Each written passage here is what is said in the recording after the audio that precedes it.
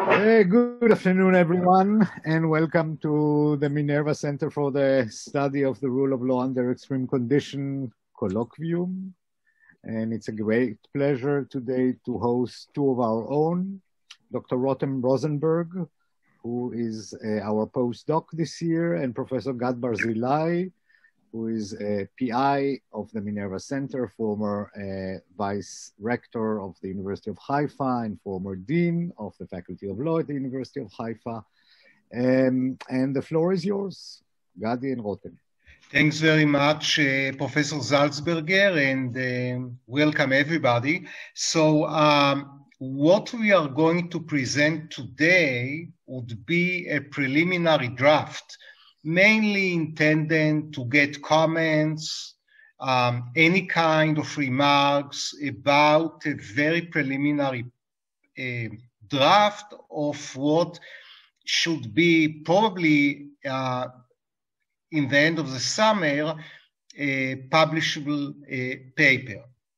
So basically, we are interested in national sovereignty, international law, but in a much more focused way, we are interested in the intersectionality of international law and domestic law, referring specifically to counterterrorism and the interactions between law, intersectionality of different legal fields, and counterterrorism. Let me begin at the outset in underlying a few socio-legal prisms, a kind of a very basic paradigms for understanding what may affect legalization of counterterrorism, and later on we are going to drill into international law and onto our research programs. So one model, we look into what sociologists are calling a role expansion, namely that experts, in our case, experts on national security, are actually expand influence in a way that may endanger, which may impinge a damage to fundamentals of liberal democracy or democracy by and large. It's originated back to a notable 1941 essay by Harold Lasswell, which was published in 1941 in the American Sociological Review. This is one model according to which, under conditions of counterterrorism, the effect of national security experts may expand in a way which may pose a damage to the fundamentals of democracy. The other potential model that we should consider is not focusing on functional expansion of experts in a way which may endanger fundamentals of democracy, or specifically liberal democracy. However, we are looking according to the second paradigm. We are looking at state expansion, and a notable book would be Clinton-Rossiter, and we are referring to it in our draft.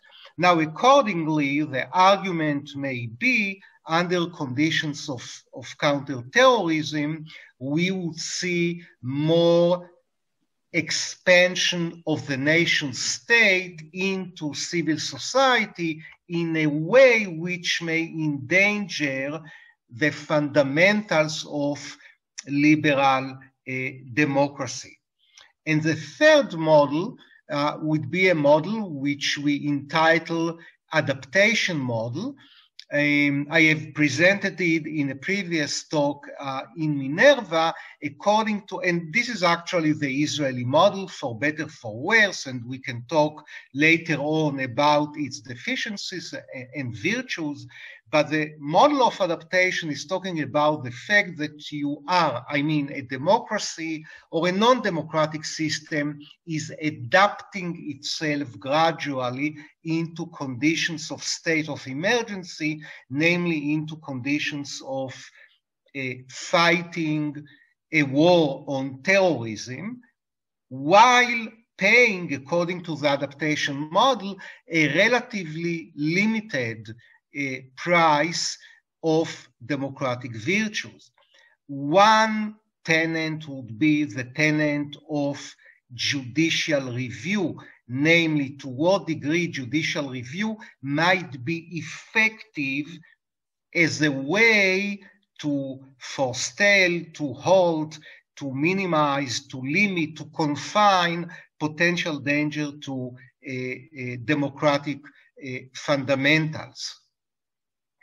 Now, and by the way, the judicial review regarding counterterrorism, not only in Israel, but also in other countries, is relatively quite limited. Let me give you an empirical example. We know from research that probability of judicial review intervention in cases of national security, including counterterrorism, would be 3 times less than in issues of state and religion.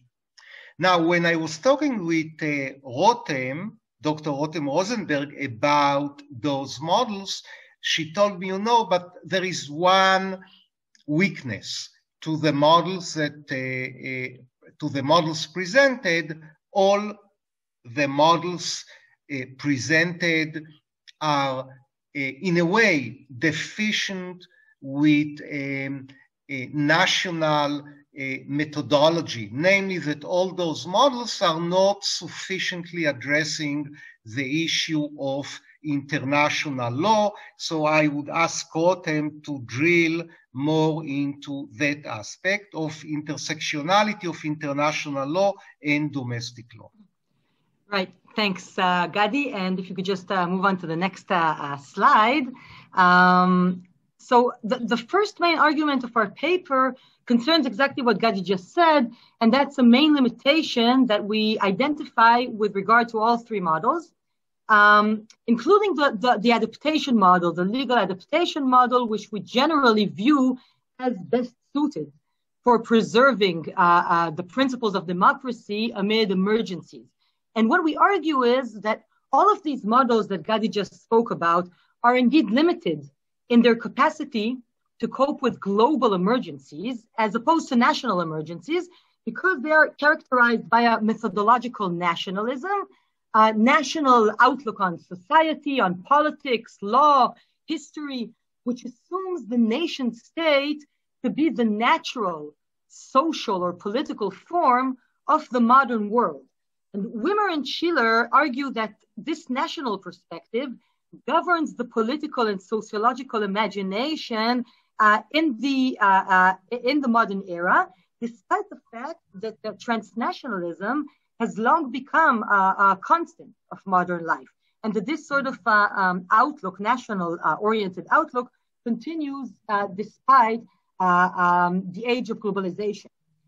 Following Wimmer and Schiller and other scholars on this subject, Beck claims that methodological nationalism prevents the social sciences and the humanities from getting at the heart of the key political dynamics of the world risk society. And he argues that the accumulation of risk creates a global public and mobilizes people beyond borders in a way that merits a cosmopolitan term, a new cosmopolitan perspective that can overcome the dualisms between internationalism and nationalism. So, contrary to maybe a popular assumption or popular opinion, cosmopolitanism is not a negation of nationalism. It's not a thesis that the end of the nation state has arrived. On the contrary, we even see signs that nationality and the nation state is in some ways being entrenched in the past years. But it does mean that a national organization as a structuring principle of societal, of political action can no longer serve as an orienting reference point for the social scientific observer. And we claim in this paper that the traditional theories concerning the threat to democracy are somewhat dated, because they were the theories that informed the models that Gadi spoke about were conceived in a far less globalized world than the one that we know today. They adhere strictly to the concept of the nation state and view the nation state as the natural unit of analysis for examining the challenges that emergencies pose to democracy. Consequently, they pay little attention to the implications of a process of de-democratization occurring on a global scale because of global emergencies. This is certainly true for the suspension model and the expansion of state model, which place much emphasis on the sovereignty of the nation state and the powers of its executive. It's also true for the legal adaptation model, which relies on the state constitution to govern emergencies and strives to fortify national sovereignty in times of emergency by creating special executive powers in advance. And it is even characteristic, this methodological nationalism, of the experts' role expansion model, even in the form of the garrison state, despite the fact that the garrison state model generally involves a more global way of thinking, because militarization typically holds direct implications towards a country's foreign policy and towards its international relations. But even Lasswell, whose works were influenced by global crises and who did not limit his predictions to any specific country, but rather offered a forecast for a future world order, even he focused on the implications of materialization towards the internal social order of the nation state. So the first argument that we're trying to promote is that today thinking about global catastrophes requires applying a cosmopolitan perspective to the risk that such catastrophes pose to democracy, and that what is needed are global norms or principles that would assist countries in adapting their laws to states of emergency and maintaining the core principles of liberal democracy throughout the period of crisis. Such global norms are especially important for assisting countries that do not have a legal adaptation model embedded in their constitutional order, and so they may thus need to rely on norms external to their constitution. Thus, the question that we set out to answer in the paper is whether such a system of global norms currently exists under international law, either explicit or implied, and also to what extent do such norms influence the decisions of legal practitioners who cope with national emergencies. And as Gadi said, in this context, our study will focus mainly on counterterrorism activities for reasons that I will soon explain. Moving on to our next point of inquiry, which is the potential of international human rights law to provide global norms for preserving democracy amid emergencies related to terrorism. Now, this question will be explored in part 3 of the paper, which you haven't read because we haven't written it yet. We're now writing it. And that part 3 will not focus only on terrorism. We intend to consider the potential of international human rights law to assist during emergencies in general. And we will do so given such factors as the general tension between international law and state sovereignty, and also the ambiguous relationship between international law and democracy, namely the fact that it is not entirely clear whether or to what extent international law explicitly promotes democracy, liberal democracy or constitutional democracy as an advisable regime. And we would be very happy to hear your thoughts on these subjects, especially the international law experts who are here, because we ourselves have only recently begun thinking of them. But for the purposes of this paper, we focused on the particular challenges that terrorism poses to international human rights law. And at the end of the paper, which we sent to you, we have included the gist of our main argument concerning terrorism-related emergencies, which I will now recount for you briefly using the next slide, if Gadi could. So, with oh, sorry, no, it was actually the right slide. Never mind. So, first of all, why terrorism? We've chosen terrorism as our case study mainly because we believe that such emergencies pose a particular challenge to the ability of international human rights law to influence government policy and to assist states in maintaining the core principles of democracy. Terrorism requires the nation state to mobilize human and financial resources to anticipate what might be seen as imminent danger to the state and its citizens. These conditions may apparently justify preferring national security considerations over other considerations of human and civil rights. And furthermore, emergencies embody the tension between national sovereignty and international law, which aspires to influence the conduct of states during times of crisis. On one hand, international human rights law seems to have largely accepted the legal adaptation model in the sense that it appears to be dominated by the legal or rule of law approach to governing emergencies, while rejecting the alternative theory of Schmidt and others concerning the extra-legal nature of emergencies. On the other hand, however, the state's right to self-defense and its obligation to secure and protect its citizens are considered key elements of state sovereignty. They're duly recognized under international law as grounds for derogation of human rights, and states, including democratic ones, have used terrorist threats to justify a number of emergencies that have lasted for decades. Such states of emergency, coupled with broad-reaching and vague anti-terrorism laws, may provide extraordinary powers for governance above the law. Furthermore, terrorism poses a special challenge for democracy and democratic values. The obligation of the government to ensure the safety and protect the rights of its citizens is particularly strong in liberal democracies, is particularly important for the legitimacy of the state, causing such regimes to view the targeting of civilians, which is the main method of terrorism, as an extremely grave threat.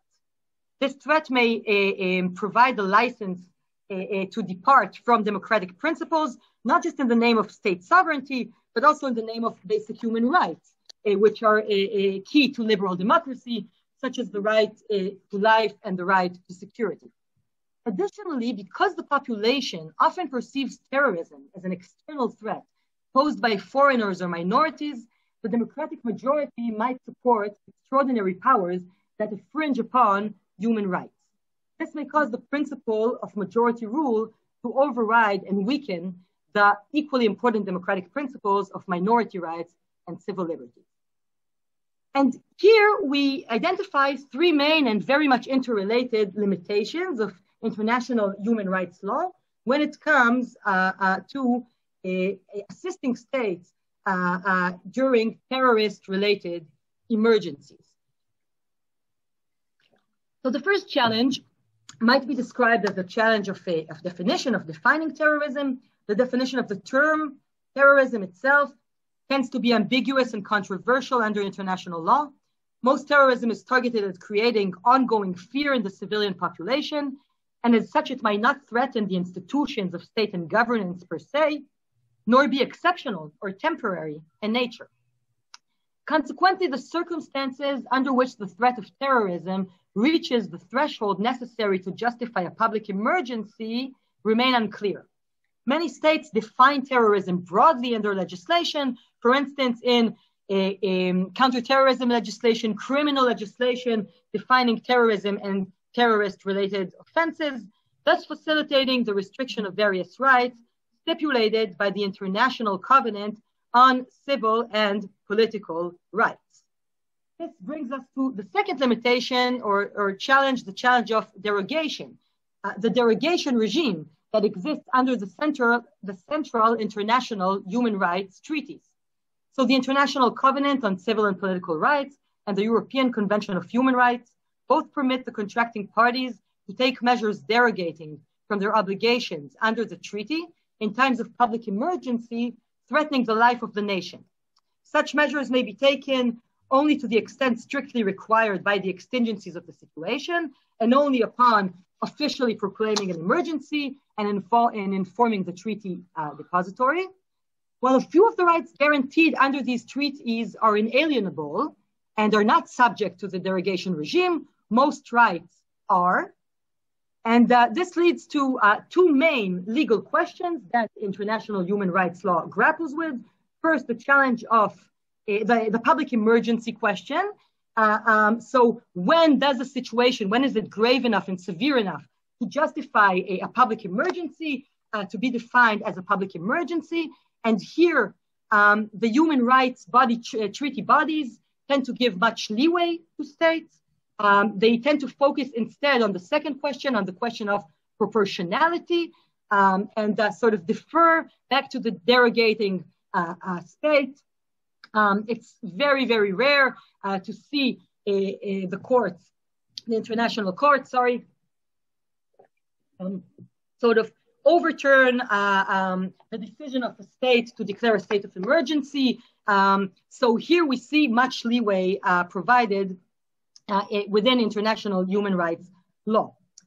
As for the second question, the proportionality question, the criteria for determining the proportionality of measures taken by the derogating state to cope with national security emergencies are likewise quite flexible. In assessing the question, and especially in cases involving terrorism, the human rights treaty bodies likewise tend to defer to the judgment of governments. The European Court of Human Rights, for example, has generally endorsed a wide margin of appreciation, both on the question, the public emergency question, and on the proportionality question, meaning that this is left largely to the discretion of states. And I won't get too much into it, but if you read the paper, then you can see a short summary of this issue. Also, international human rights law provides no clear definition of certain terms, such as the term torture or inhumane and degrading treatment, making it a bit hard sometimes to decide which kind of treatment qualifies as torture or as inhumane treatment. And this means that even such rights, for instance, the right to protection against torture and inhumane treatment, which is formally not subject to the derogation regime, it's an inalienable right, even in times of emergency. Still, it might be hard sometimes to sort of determine whether or not a state action constitutes a derogation, which is illegal under international human rights law. And the third sort of main challenge that we identify is the challenge of temporariness. So derogation is a product of the key distinction between normalcy and emergency, which is central to the philosophical heritage of the state of emergency. Derogation assumes the need to restore normalcy in which the full range of human rights can be respected as soon as the emergency is resolved. The UN Human Rights Committee, for example, is stated in General Comment 29 that the restoration of a state of normalcy must be the predominant objective of a state party derogating from the covenant. The UN Subcommission on the Promotion and Protection of Human Rights has also advocated setting strict time limits to ensure that exceptional measures taken to combat terrorism do not become permanent features of national law. But in practice, a clear dichotomy between the normal and the exceptional rarely exists when it comes to counterterrorism policies. Due to the perpetual nature of terrorist threats and the difficulty of threat assessment, terrorism complicates judicial assessment of states of emergency and may generate a form of entrenched public emergency that collapses the normal exceptional distinction. So we see this in countries such as Israel and also countries such as Egypt, the UK, and others, that while the idea of limited duration of states of emergency might be reflected in the legislation, it's highly ineffective, or at least mostly ineffective, because emergency measures can simply be renewed periodically, thus created a sort of ongoing and permanent state of emergency. So given all of these limitations, which I've only described briefly, and there are more, we will set out in the fourth part of the chapter to assess the practical influence that international law has when it comes to counterterrorism emergency. So assuming international law does hold the potential to assist decision makers in constructing legal policy, is this potential realized on the ground? Do decision makers tasked with implementing counterterrorism policies, do they wish to be assisted and guided by international law? Do they look to international law for answers? This is a question that we will aim to answer using a methodology of interviews, which Gadi will now talk about. So before we are going into our quantum and methodology, we know from comparative legal perspective that counter-terrorist activities are actually raising not a few constitutional and legal dilemmas. If we look at the Italian warfare against Brigadiere Rottem, which ended also in allegedly extrajudicial killings, if we are looking at the English warfare against allegedly terrorism in Northern Ireland, we know about reforms in evidence law, which were intended to expand the executive power of intelligence and special unit forces. Obviously, if we look at issues in Israel, which have been raised regarding extrajudicial killings and tortures, if we are looking at controversies in the US Congress and court rulings in the US Federal Supreme Court regarding tortures in Guantanamo, and obviously if we are looking into constitutional issues in Spain regarding the warfare against the ETA underground, we may continue the examples on and on. We do know that counter-terrorist activities are at least allegedly, if not as a matter of fact, are raising issues of constitutional and legal dilemma. So we are really interested in that kind of quandrum regarding the interactions between domestic law and international law concerning counter-terrorist activities. To be much more specified, we are asking ourselves to what degree international law and international values are actually affecting policy considerations and legal considerations in different political settings while conducting counterterrorism. So we have decided to compare Israel and England, Spain, the United States, and we may consider a few countries as well.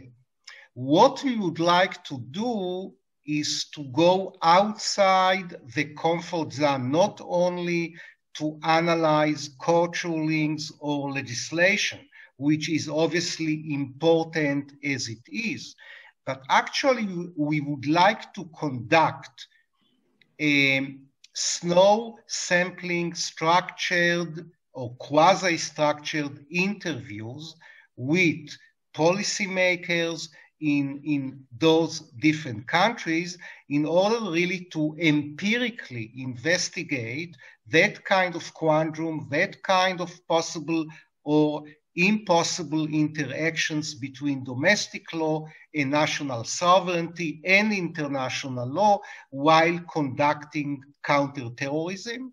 We cannot really know what's going on without looking into primary sources like protocols, debates, and we believe that interviews, doing what we call in methodology snowball sampling, I can later on maybe explain what does it mean, we can know much more at the empirical level how those kind of symbiotic relations, if at all, between international law and national sovereignty are in fact operating in the context of counterterrorism. So I think that we are done at this stage, and we would be very delighted to get comments, suggestions, critical observation, because it's really a half-baked paper which we are progressing with amid talking to you. Thanks very much. Thank you very much, Gadi and Rottem. It was fascinating, and I see already Shelley and Itamar raising hands. So those who want to comment or ask questions, please raise your hand. Maybe I'll start. I think it's a very interesting project, but I have some kind of difficulties with the framework, the theoretical and methodological, and basically the area framework, because you mentioned emergencies, catastrophe, counterterrorism. The whole mechanism in international law of derogation doesn't necessarily is specified to counterterrorism. It can be derogation because of natural disaster or because of pandemic. And the first question, maybe empirically even most derogations are not on the background of counterterrorism.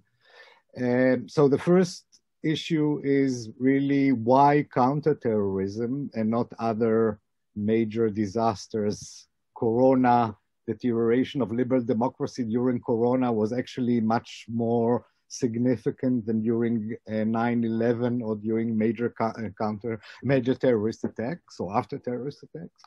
So, it's possible that the paradigm of human rights, the international law interaction with national law, is applicable to other catastrophes, and there is no distinctiveness in terrorist attack. However, the feature of counterterrorism or terrorism is that there is a side to blame. I think this makes a difference between natural disasters or other disasters or financial breakdown and terrorist activities. And this can be an interesting axis to examine whether terrorism is a special case or it fits to the theoretical conjecture also with regard to other disasters. And the third point, which is connected, in Israel, we enacted a counterterrorism law that is disconnected from emergency. Yeah. It's the adaptation model. There are many, we can debate the law, but the legislator itself thought that this is a law for normal times. Counterterrorism activity is not necessarily an emergency. It can, get to an emergency, and then we have other legal measures. But all,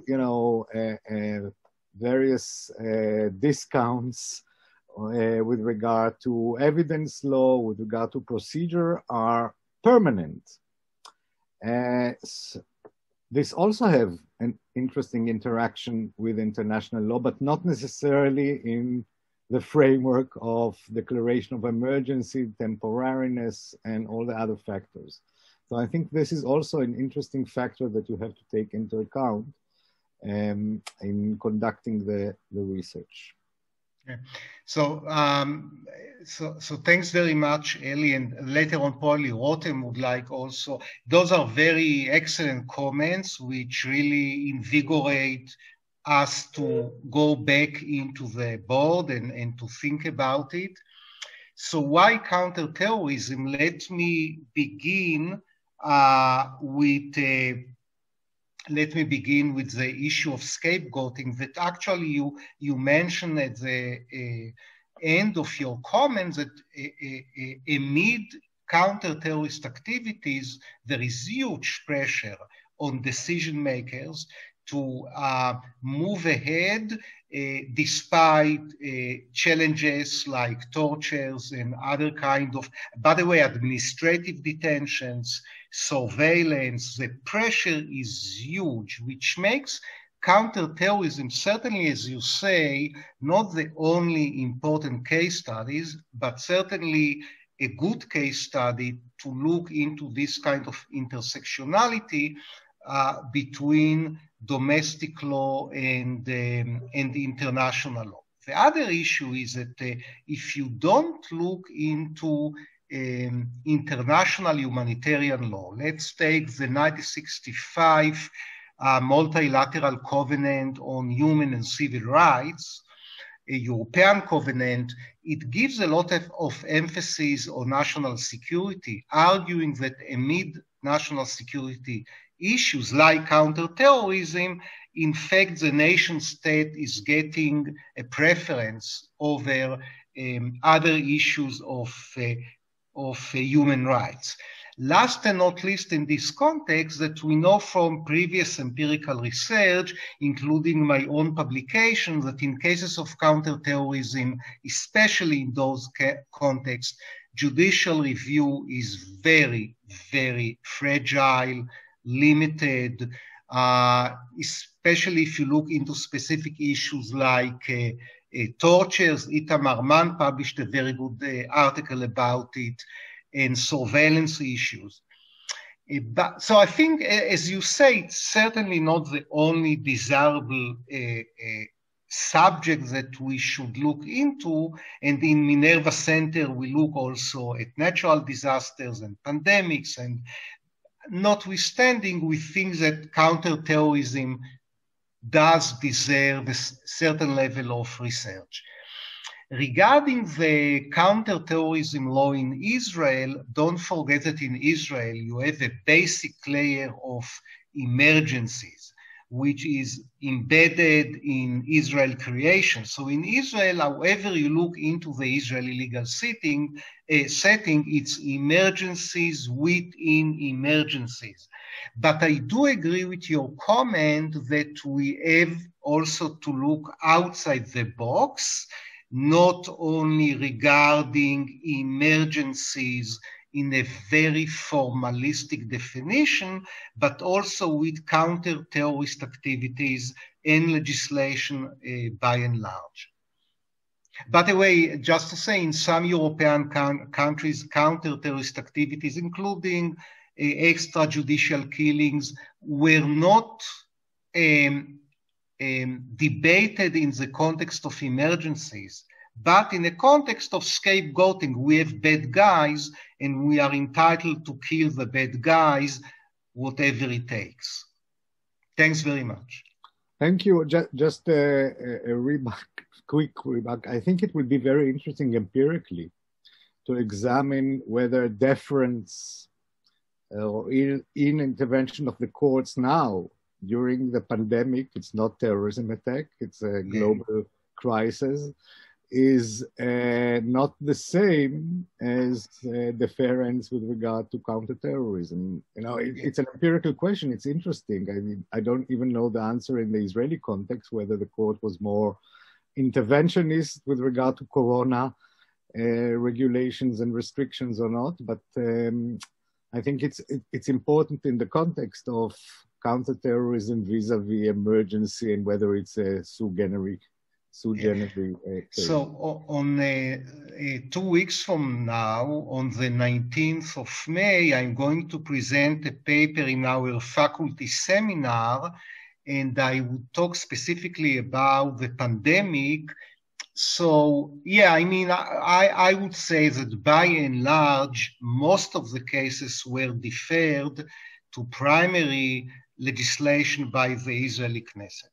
Yeah, thanks, Elliot. Those are very good comments. Itamar. Maybe Rottem would like to. Thanks. Yeah, I don't actually have much to add. I do agree, Ellie, and thank you that that counterterrorism not only is not the only possible case study, but that we definitely need to explain a little better and think a little more about why this is such an important case study. And I have to say, I think that the issue, for me, maybe the two biggest issues is one, the challenge of temporariness. I mean, this sort of very fluid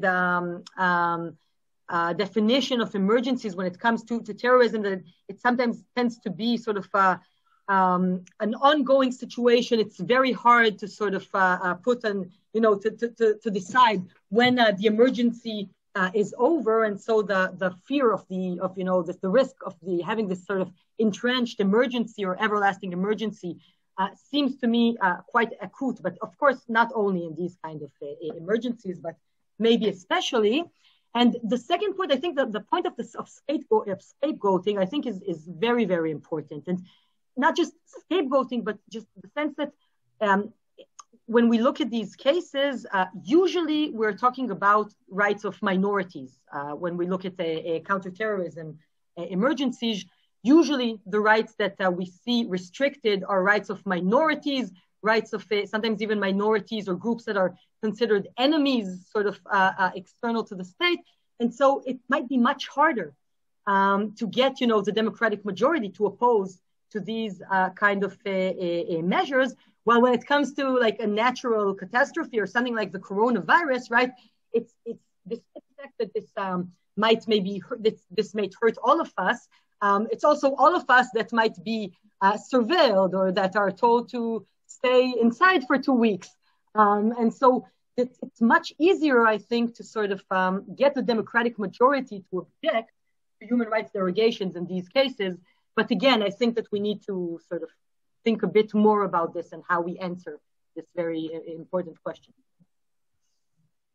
Itamar. Thank you very much for this presentation. I'm enjoying it. So I guess I have a few points, and the first one is about a few points that you kind of raise in your paper, but I think that you can go further into. And it concerns also some of the presentation according to which there is a kind of a lacuna in the literature. I think that after UN Security Resolution 1373, after 9/11, which you referred to in your paper, there was a lot of work on counterterrorism and international law, and the way that international law influences counterterrorism. Some of the work is transnational, some of the work is comparative, some is more social science oriented, and some is more legal. But I think it was indeed, a subject for a lot of research in the post 9/11 era. And I think you underplay it a little bit in the way that you present the kind of lacuna in literature. You refer, for example, to Kim Shepperly in a number of footnotes, but I think that she really did conceptualize this to some extent, and I think it's kind of expected in this kind of paper to recognize what that work did in this particular issue. I think also that I would like to know more about the comparative approach that you propose to take. And I think there is a certain level of tension or risk here in choosing a comparative approach, which may underemphasize certain aspects of the material which are transnational. So, for example, if you compare the United States and Israel, I think it will likely be found that a lot of what was going on is going on in conversations between the two parties. And it's not like the two units are fully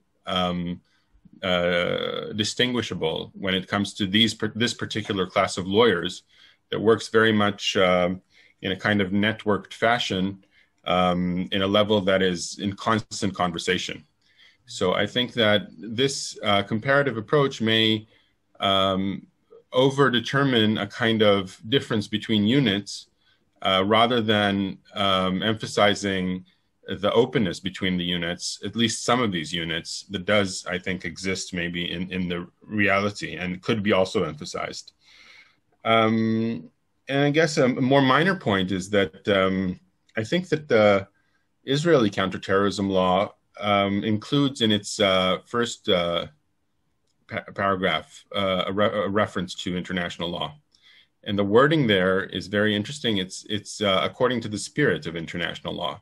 It's not, it doesn't say according to Israel's obligations under international law. It doesn't say, something that would assume a legal duty, but it assumes a kind of spirit or a kind of recommendation, a collaborative good faith and goodwill readiness to be part of a community of nations. And I think that can be explored a little bit as well in terms of a general hypothesis. The last point, sorry for the last point is I think that there could be an interesting hypothesis formulated around if you do decide to go on, for the comparative approach, there could be an interesting hypothesis formulated around the question, how does the relative power of various actors influence the level of engagement that they will tend to have with international law? My kind of, I guess, uninformed guess is that the more powerful a party is, the more emphasis it will put on international law because it has influence on those forums. And then parties that are extremely weak will also emphasize international law because they don't have anything else to work with, where you will find a kind of mid-level in which it's not that important. It's important to kind of engage with, but it's not what will ultimately determine the result. And maybe that relates a little bit to this kind of soft language in our first paragraph in our own law here. So those are my thoughts, and I'm really curious to see how this will develop, especially also on the methodological side and who you will end up speaking with in this snowballing exercise that you propose. Thank you. Just a correction, Itamar. I just looked at the purpose section of the law, and it says, according to Israel, obligations to the... No, בהתאם לרוח המשפט הבינלאומי. Treaties both who fight of terrorism. Okay. Eli, this is, I just looked as well. It says, מחויבותה של מדינת ישראל לזכויות. בהתאם לרוח המשפט הבינלאומי. Okay, so thanks very much, Itamar. Those are very, very provoking ideas. And very briefly, first of all, I fully agree. I mean, it's a preliminary draft. We have to put much more emphasis on scholars like Kim Shapley, whom I know very well, David Cole, you know him from Georgetown, and Oren Gross, our friend from Minnesota. There is a lot of work which still we have to digest at the level of our theoretization and conceptualization. Your comments about networks it's a very well taken issue that we have to look into. Undoubtedly that you have a sort of a transnational networks of judges and lawyers, not only, by the way, regarding litigation. And as much as we can look into it, I do agree that we have to look into it. The idea about asymmetrical relations between different political players, it's a very good idea. And actually we have to, it's a two-layer game. You have a sort of asymmetrical game within a political system or political regime, or what Bourdieu called a legal field, and then you have a transnational level, and I think that it's a good advice to look into it. Thanks very much. Rottem, would you like also to comment? Yeah, no, I agree. First of all, I agree with what you said. I agree also with what Itamar said. Of course, the chapter, as I said, isn't written yet. This is like a very short sort of, just for the purposes of this specific paper, of this lecture. But I think that the methodological comment is very interesting. And I admit that I haven't thought of it, which is somewhat ironic because I was sitting here talking about methodological nationalism and how we need a cosmopolitan perspective. And I didn't really apply that way of thinking to the thinking about the methodology. I mean, how does this networking between states apply, how does this affect the ability to even do sort of a comparative study these days? But the truth is, I think that this question can apply to many, many comparative studies and not just to ours. I mean, and it's a very, very big sort of methodological question that you're raising about comparative studies in general. So I don't know. I think it requires a lot of thought because I personally haven't really thought about this point at all. And I'm wondering whether it's something that we can deal with, if it's enough to sort of include a disclaimer or something that we clarify within the methodology, or whether it means that we should rethink that comparative methodology altogether. I really don't know. Yeah, just to say still about Itamar comment, it seems to me that if we really would like to empirically investigate what's going on, the best choice would be to do an in-between comparison, namely between different nation states.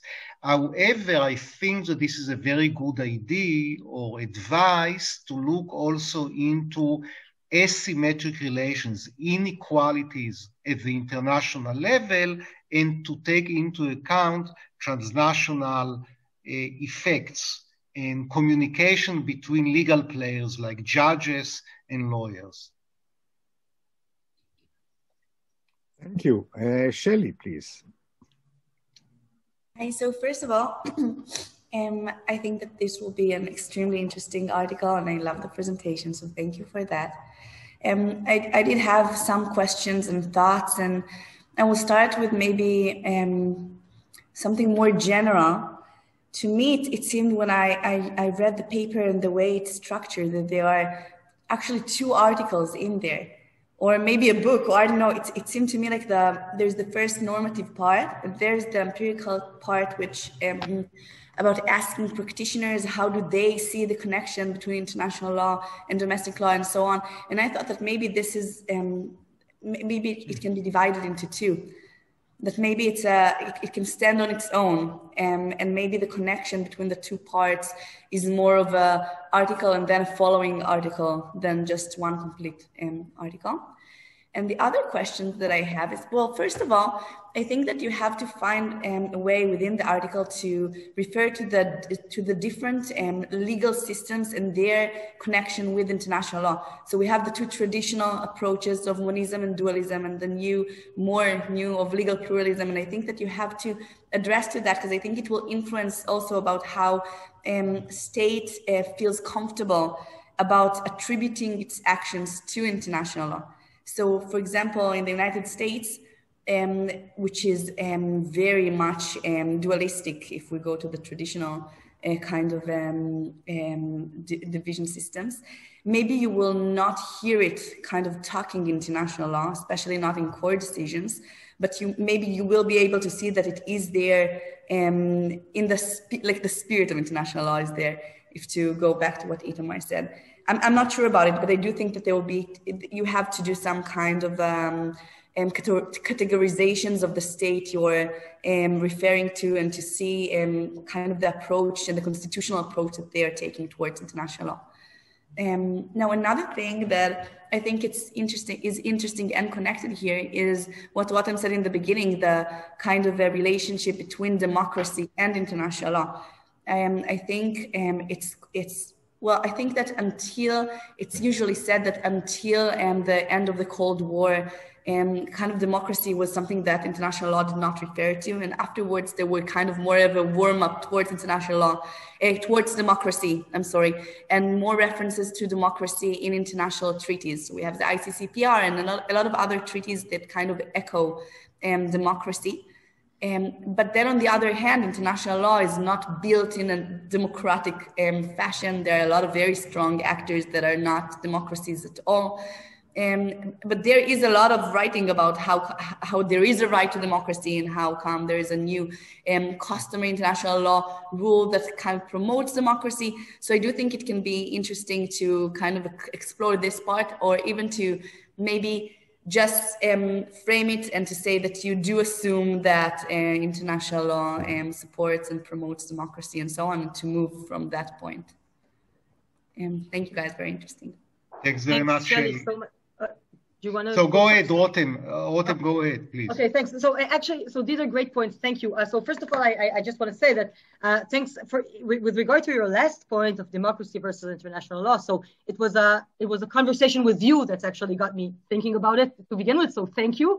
And I agree that this is intended to be a big part of the third chapter, as is what you mentioned earlier about domestic systems and the two main attitudes, differing attitudes towards international law, which brings me sort of to your first comment about the fact that perhaps there are two articles here, because the third chapter, which really you've only read sort of a very small part of, is supposed to be a very long chapter, and it makes a very complex argument concerning the potential of international law, which has to do with generally whether or not international law even promotes democracy, and B, whether or not it has norms that are explicit enough to guide the states during times of emergency, and C, how the states themselves respond. And this, as you said,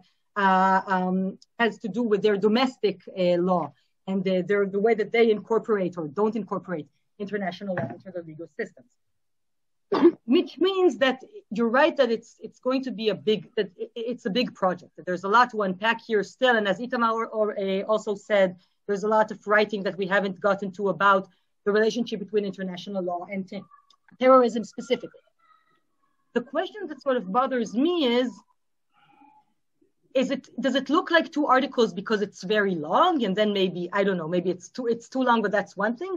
Or is there really material for two articles? Because what I'm not sure is that just the discussion of the models and of international law on the positive level, that it would be novel enough. As Itamar mentioned, there is a lot of writing on international law and terrorism in general, so I'm still not exactly sure how the division would work. But it's something to consider. Yeah, I would like to refer, I think, thanks very much, Shelley. Those are very, very good points. One point that you have raised, and I fully agree, that once we are doing in-between comparisons, on the one hand, we do have common denominators, right? For example, assertion about a democratic judicial review, some kind of separation of power, assertions about liberal values, some vague commitment to international law. Yet, as you are saying very eloquently, we also have a lot of differences. So referring specifically to counterterrorism, so in the case of Italy and Germany and Spain, we are talking about urban terrorism, which is very domestically oriented. And here you have a strong barrier of national sovereignty. If you talk about the United States after September 11, you are talking about more a sort of a transnational, religious-oriented terrorism and counterterrorism. And if you are talking about Israel, you are talking about protected occupation. I mean, you cannot really differentiate between Israel being embedded in a protected occupation and Israel being embedded in counterterrorism. And by the way, referring in the Israeli case about administrative detention, most of them are being done regarding Palestinians in the 1967 occupied territories. So I do agree with you that we have to look into it. And by the way, in any comparative study, you have that kind of a methodological challenge of common denominators and the variance. Your point about the fact that international law is structured also by non-democratic agents. It's very good. I think that we are referring to it in the paper, but not sufficiently, not strongly enough. I do agree. Thanks very much. Amnon. Hi, thank you. My point actually follow up exactly on what Shelley just said. I think that I want to take it even a step further. I think that the way it stands right now, the first chapter or the first discussion on the theoretical concepts, I would even say undermines the empirical study. In what respect? Because the empirical study highlights or points to what Gadi just said now. It points to the notion of protected occupation. To the extent this is the Israeli case, I mean, some would say, what about terrorism before the occupation of 1967? Is this protected occupation as well or not? As we know, the historical roots of the ordinance against terrorism was against the right wing because they killed Bernadotte, and then Ben-Gurion needed tools against what he called the terrorists, which were the Etzel and the Lehi.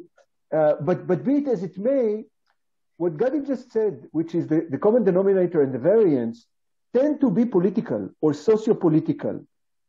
This is not necessarily and shouldn't necessarily be captured in the more theoretical model, which talks about concepts of statehood and sovereignty and the garrison state or not the garrison state, which are conceptual in a different, they reside on a different plane.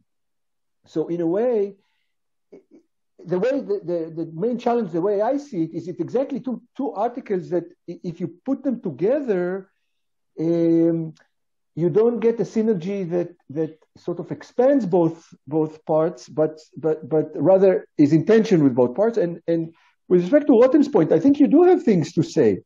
For example, the issue of democracy, whether the models are sensitive or not sensitive to democracy, number one. And number two, something about, again,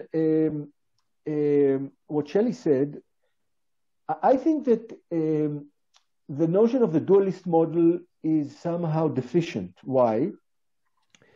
Because the dualist model, the monist model assumes a direct incorporation. The dualist model, as it stands right now, doesn't refer directly to hierarchy. Part of the problem of the United States in that respect is not just that these are two distinct systems, the system of international law and the US system, and therefore we are dualist and therefore there's no direct incorporation and therefore, but rather an issue of hierarchy. The monist system assumes hierarchy in the sense that the international law trumps, is above. If we had to have a normative pyramid, then the international law is above. The dualist system can be split into two types of models. One assumes hierarchy, but just says, for reasons internal to democracy, there has to be self-determination, and therefore we have to incorporate. But once incorporated, it is supreme. And the other doesn't assume hierarchy. It says, really, it's just we can refer to international law the same way we can refer to Spanish law or some other transnational system, which we may or may not incorporate, but then it's on a similar plane. So I think you have there's a potential there to develop the conceptual model and address Oren Gross and address Kim Shapley and address and make it richer. Point number one. Point number two, again, very briefly. If the empirical component, I think, can benefit from the notion of the legal complex, which of course you all know, but I think here you can really develop an interesting notion of what does the legal complex look like when it comes to the decision on what to incorporate or not to incorporate international law. Because then it changes the legal complex. It draws in certain parts of the network. It builds upon all this and that and the other. And I think that this can be a very rich point, irrespective of the conceptual model. These are my comments. Amnon, thanks very, very much. Beginning with the legal complex, it's a notion phrased by Philly and Holiday and Kirpik. Actually, I have a chapter in the project. It's a very good idea. It's a very good idea to look also into the interplay between different agents in the legal field, namely going above Bourdieu. About your first point, we have to think about it. To what degree generic issues of nationality and statehood are playing with more middle-level issues like occupation, urban terrorism. Yet, and I do agree, we have to think about it, but notwithstanding, in most cases, actually, those issues are part of the discourse. Because what Brigadier Rossev argued was completely about the ideology of the nation state. Similarly with ETA in Spain, certainly the Palestinians in Israel. So, but I do agree that we have to look in a more refined way into the interplay between the more generic issues and more local discursive issues. Yeah, just a quick follow-up. I agree with what you're saying, but my fear is that you would lose some of the richness and the nuances if you look at what you call the mid-level, which will be the generalization of the snowballing, will be to take what they say, the interviews and what you find, and then to raise it up to the mid-level of what does it tell you about some. And then if you take the extra step to the really generalization, then it will be forced because what does it tell you about the garrison state? And what does it tell you about, under emergencies? Because the point is not just international law per se. I agree with you that references to international law are always going to be there. The question is international law under emergencies. This is what's unique about it. Here, I think, I'm not so sure. All I'm saying is if you can do it, wonderful, but I'm not so sure that you will find it, that you'll get a lot of mileage out of it. Maybe even you will find it, I cannot really say it because it doesn't tell us much about international under emergencies. What can I say about that? And this is what I'm saying. Maybe you can develop this extra layer, but then it's a book. Then it's clearly a book. Yeah, it's a challenge. Yeah. Thanks, Amnon. Rottem, would you like also to refer to it? Before we commit to a book, no, I'm joking. I actually don't have anything to add. But there's an important question here in the chat. Sonia asking, she excuse me for not being able to speak directly to you, and I'm using chat. I think what lacks in your research is to address whether you treat counterterrorism as a law enforcement matter or as a self-defense matter under international law. That's a very important clarification. So we're thinking here about these issues through the law enforcement paradigm, the law enforcement prism about what happens internally in the state. But you're right that needs more clarification, especially since we did use the term self-defense in the paper in a way that's maybe made it a bit unclear. And you're also right. I saw that you wrote that it's a very complex issue, and I'm sure that in Israel it's extremely complex because of the occupation, and that sometimes maybe tends to get these paradigms, I don't know, mixed. But we are thinking here of the law enforcement paradigm and not of Article 51 of the UN Charter and sort of less of military relations between states. So thanks. That's a very, very important clarification. Ido, the floor. Yeah, hi, thanks. Great presentation, Gadi and Rottem. I do have a few questions which are kind of follow-ups to what's being said. I'm going to try not to repeat very good stuff that was already crossed from my list. I do want to ask about the choice of the terrorism and counterterrorism, because in my view, counterterrorism or terrorism generally has an easy exit plan for the states. They can use the war on terrorism and go outside to international humanitarian law and therefore do not have questions of the right to life or other human rights, or less, they are less important than how do you follow, and you're allowed to kill and detain and do a lot of stuff to people outside of the IHRL framework.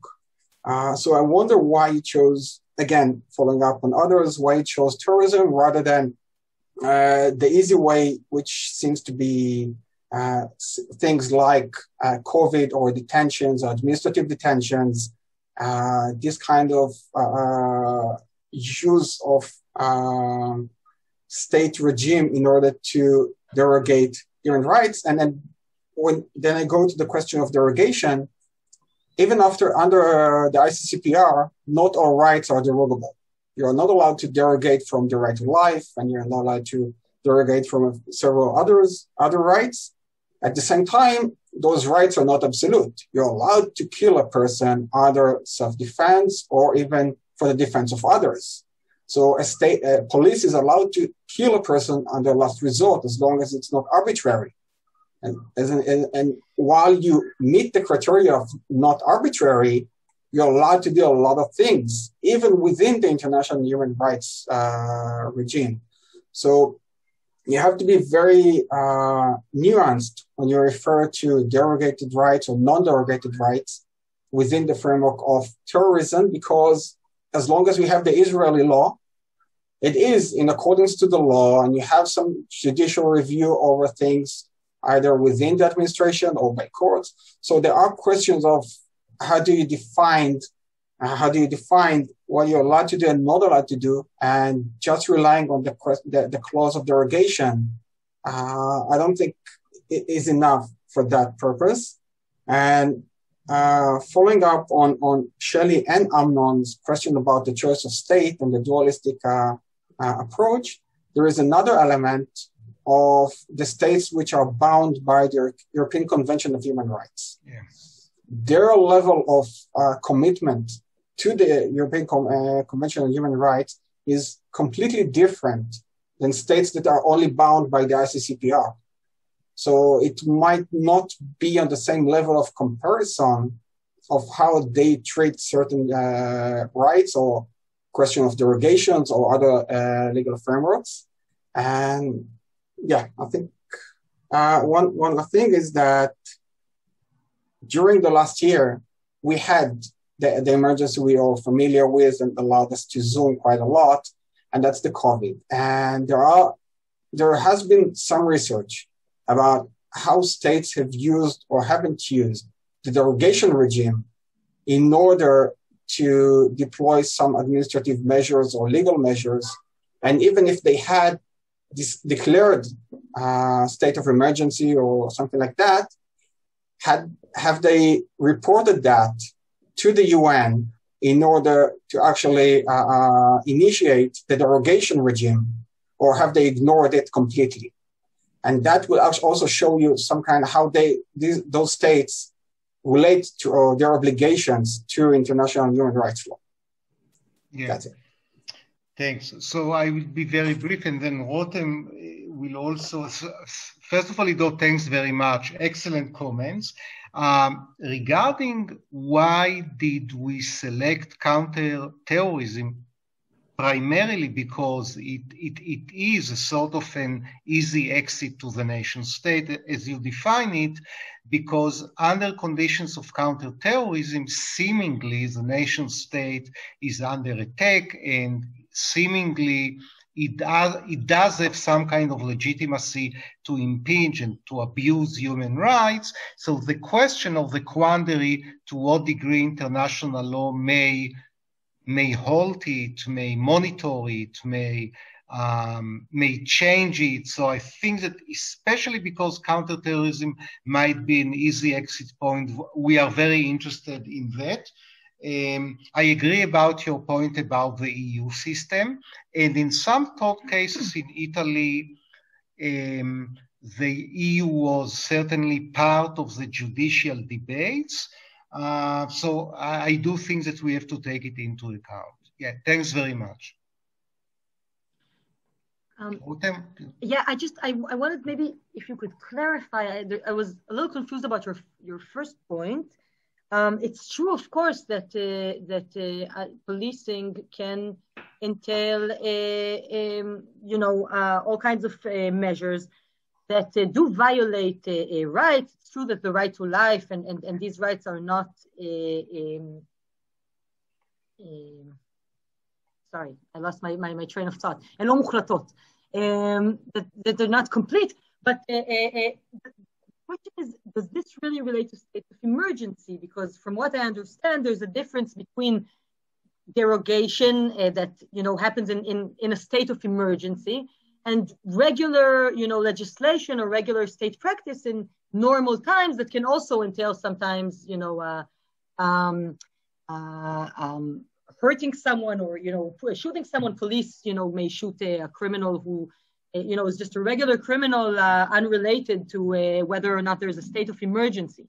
So the question is, should we go into this kind of legislation or this kind of practice? Does it not sort of divert a little from the main issue of the article?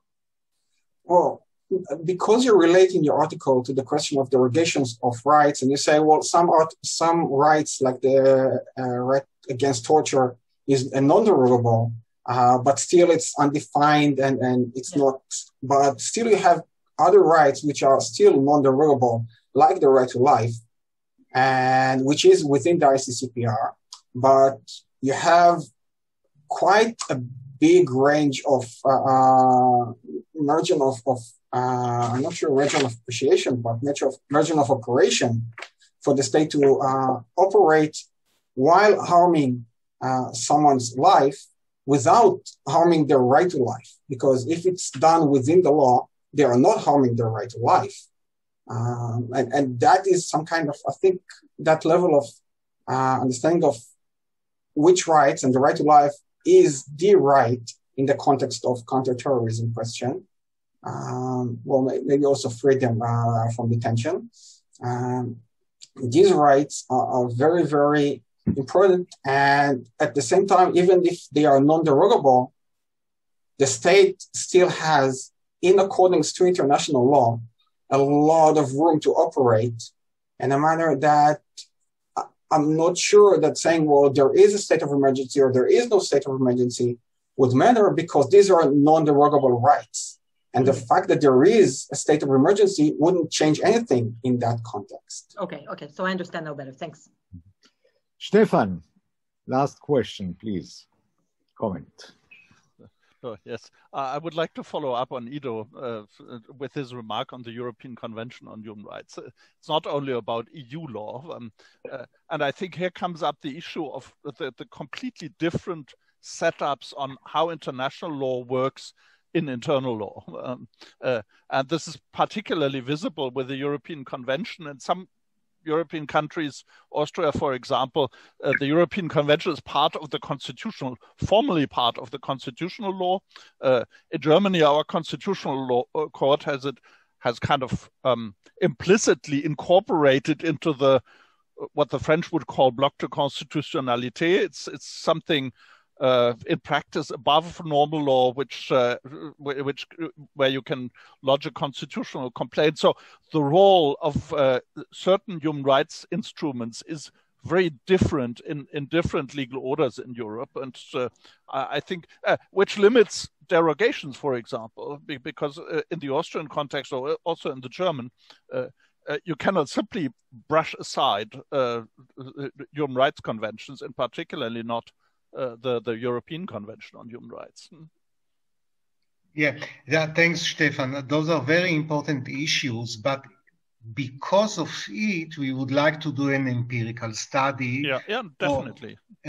Because I think that for us, it's a sort of a black box. We still don't know how, whether the dual conception or implementation of international law as part of domestic constitutional law does affect policy making regarding counterterrorism, especially knowing, as Ido said, that counterterrorism might be an easy exit point for the nation state.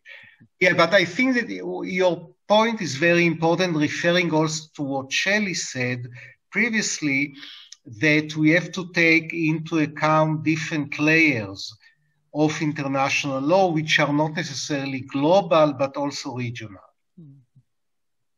It was no criticism of your empirical approach. I know.